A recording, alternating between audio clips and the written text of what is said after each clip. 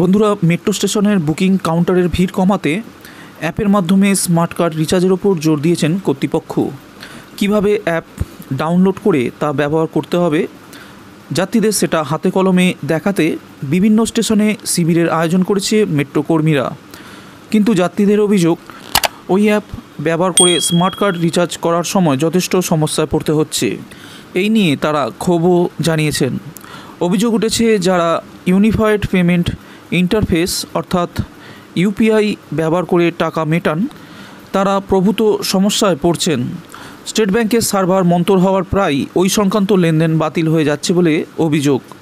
বিভিন্ন mobile wallet থেকে টাকা মেটানোর সময় যাত্রীদের অভিজ্ঞতা যে ততটা সুখের নয়, সে কথাও মানছেন মেট্রোর কর্মীরা।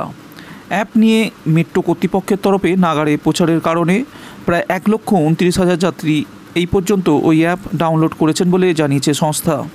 বেশিরভাগ যাত্রী আরও অভিযোগ, অনলাইনে রিচার্জ করার পরে স্মার্ট কার্ডের টপ আপের অঙ্ক দেখা যায় না। মেট্রো কর্তৃপক্ষের অবশ্য দাবি, স্টেশনের কার্ড ব্যালেন্স চেকিং টার্মিনালে ওই স্মার্ট কার্ড না ছোঁয়ানো পর্যন্ত টপ আপের অঙ্ক কার্ডে যোগ হয় না। তবে আর্থিক লেনদেনের বিষয়টি অ্যাপে থেকে যায়, সেখান থেকেই ওই লেনদেন সম্পর্কে নিশ্চিত হতে পারেন যাত্রীরা।